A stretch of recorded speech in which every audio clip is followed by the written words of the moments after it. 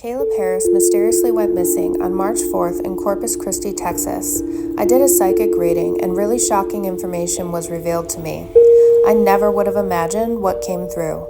I had a really strong connection to the geography, which I believe enabled me to receive really clear, detailed information and visions on who, what, when, how, and why. Stick around to the end, because I Googled a clue I received about a rainbow bridge, and what I discovered was mind-blowing. It's definitely a big moment. Hi, I'm Hillary the She-Seer, which means that I'm a female seer, an advanced psychic, gifted with clairvoyant visions, prophecy, and divine wisdom. I'm a natural-born psychic who's been specifically honing my psychic investigative skills in the realm of missing people now for almost a decade. My goal on this channel is to bring awareness to psychic investigation and missing persons.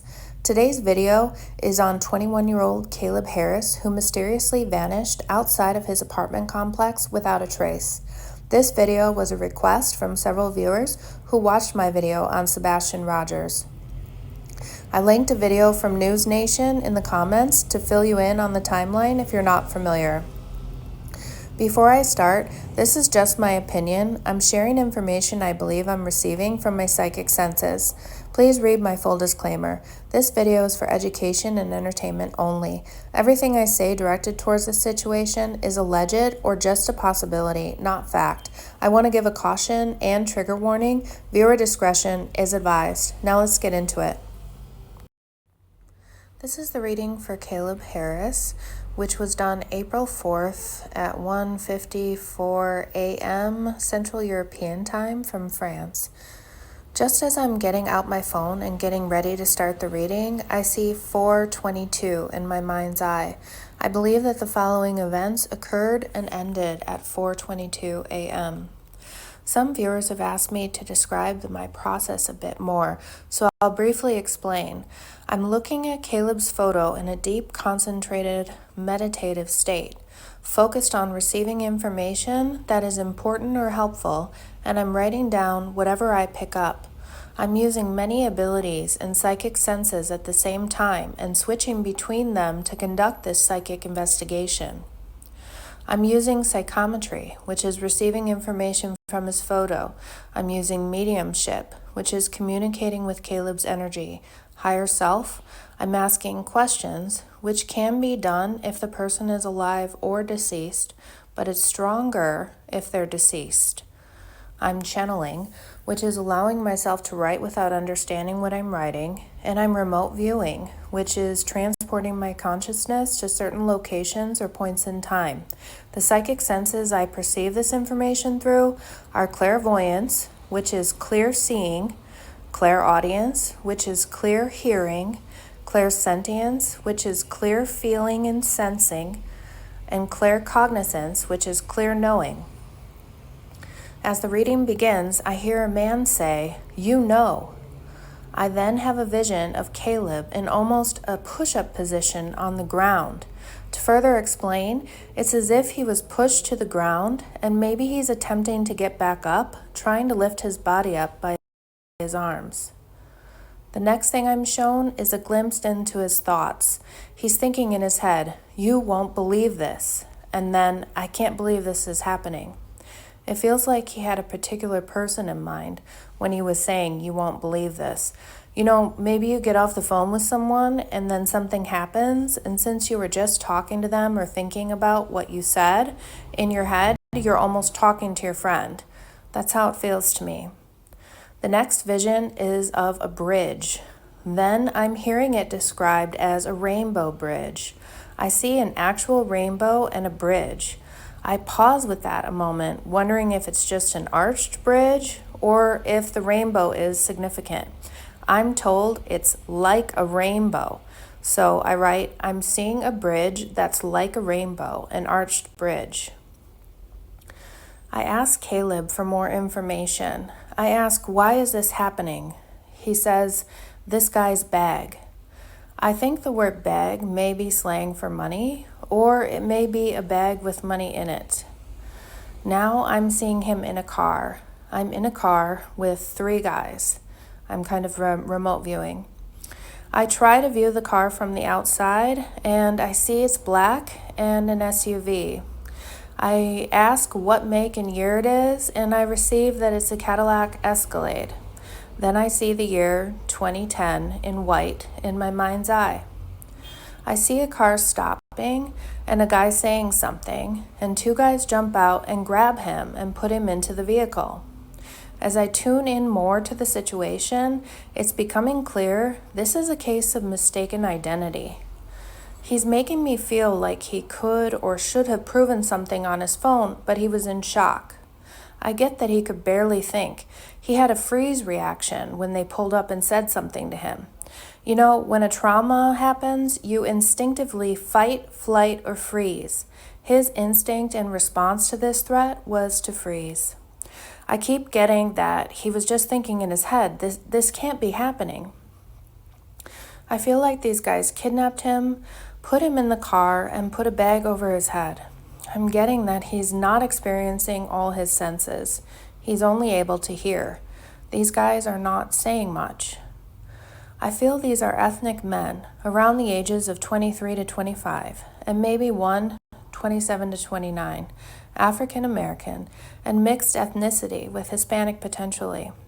I also pick on specifically Ethiopian descent. I'm being shown a driver's license of one of the men. I see, hear, feel Georgia peach. I think that's a weird phrase.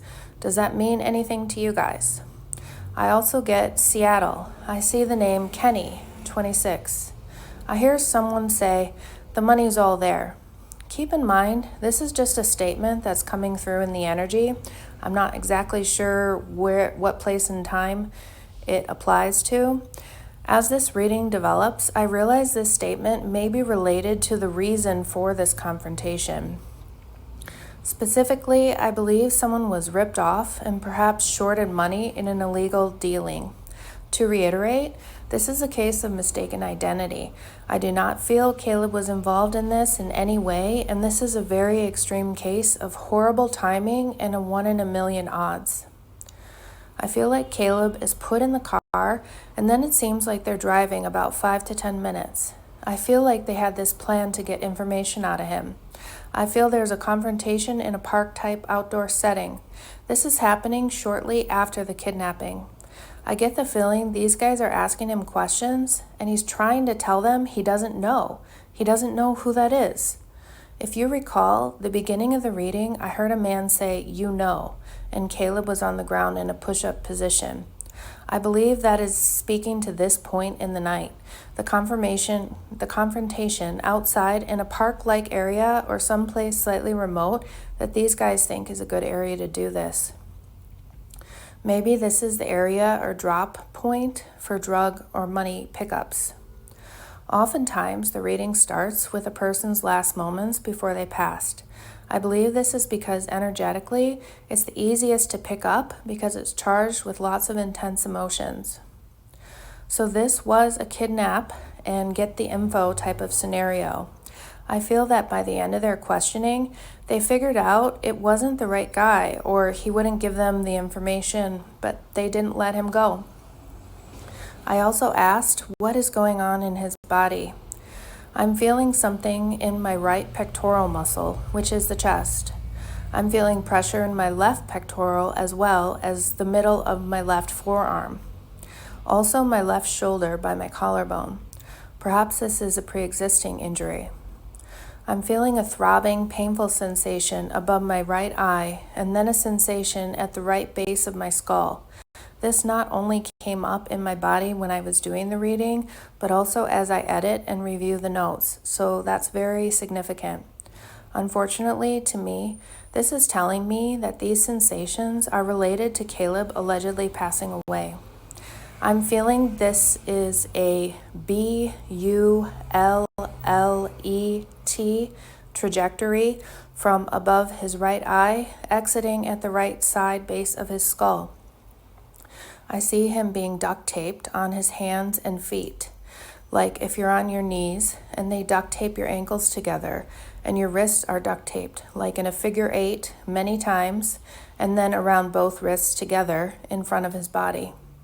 I believe at the end of this confrontation, he was S-H-O-T and then driven to a bridge. I believe this is the bridge that was referenced in the beginning of the reading, the bridge that's like a rainbow. At the end of this reading, I'll share some shocking info I found out. I see him being thrown into the water out of a car off a bridge from high up. I feel like some woman maybe told these guys where to find this other guy that Caleb was mistaken for. Possibly another guy lives at this apartment complex, or this girl may have lied and made up fake information to protect somebody. I do believe this had to do with drugs. It's possible that some drug dealer was ripped off and some girl gave info about a guy who knew what happened, and I believe they went to find this guy and they found Caleb. I believe he matched the description. Maybe he was out front of his apartment complex waiting for Uber Eats so they don't deliver to the wrong apartment. These guys pull up and maybe say a name, and he freezes, and they take that to be a guilty type response, and they jump out and show him a GUN and get him in the SUV. When I do readings, I go back and forth from writing notes to closing my eyes and then reconnecting with their photo. So when I reconnect with his photo, this time I hear the name Randy. Keep in mind, this could be anyone that he knows, or it could be someone involved with his disappearance. I don't know that information. All I know is the name is in his energy. Caleb now references a bridge. There's something significant about it. He says, "That bridge, man." This is the third time a bridge is referenced. In the news story, they say Caleb sent a Snapchat to someone and it was a photo of a small bridge over a drainage ditch. If Caleb is referencing the small bridge for some reason, that is not the bridge I see him being thrown off of. I ask Caleb's energy, will they find you? As I try to feel into a possible timeline, I feel and see the end of May, possibly May 28th or 29th. I think his body will be found, washed up along the side, shore, or stuck in a draining area with other debris. I feel this discovery will be made by someone walking or jogging in the area. I want to say by a blonde woman jogging. It's possible he ends up in a sort of a canal or something similar to that even, with low water. I feel Caleb really liked barbecue. I hear a female energy saying, "Caleb, honey," most likely a mother energy, like, "Caleb, honey, did you clean your room?" Or, "Caleb, honey, be sure to finish your homework." It's a loving way of speaking to him and telling him to do something. Like, once he hears "Caleb, honey," he knows he's going to receive important instruction from the female energy. There's a kind of humor with this he's making me feel. I also don't feel like he was barefooted. In the video I watched, the father said he was barefoot, and I don't really feel he was. I hear Caleb's energy say that there were new shoes he was wearing. I'm asking him for more information of any kind. He says, "The lights are on." I have no idea what he's referring to. Let me know if you guys can make sense of that. I hear the name Stevens. I feel like he was happy about a test he did well on. Maybe he was really stressed out about it. He may have had a thought during this horrible ordeal like, what a waste of time worrying about grades. It means nothing now. I'm feeling like he feels bad for his mom and worries about her heart. Maybe she has a heart condition. He's feeling bad that the stress of him going missing is affecting her health, or he's worried about that. I'm asking Caleb's energy, where are you? Are you in Texas? I received, yes, Corpus Christi. He wished he had some kind of weapon to protect himself. These are kind of afterthoughts or things that are being thought while he's being transported. I ask the question, will there be justice for Caleb? In response, I feel a certain scenario playing out. I think one of the guys may end up incarcerated for something else and perhaps may talk to a cellmate about this incident and how they ended up killing Caleb and that it was a mistaken identity. I think this cellmate or other prisoner tries to give this information so he can try to get a reduced sentence. I unfortunately don't feel like everyone involved with this will be named. There may be 2 men that end up being charged. I'm not feeling a strong yes for a successful conviction.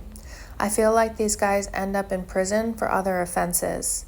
I feel like something good ends up coming out of this. Perhaps the family creates a grant or a law ends up being passed, using Caleb's tragic passing as an example or a reason for this bill or law to be passed. I feel like the family may ask that people make donations to a wildlife charity in Caleb's name for his funeral. I feel like Caleb had a really big heart, and the family feels a strong need to commemorate him and do good on his behalf.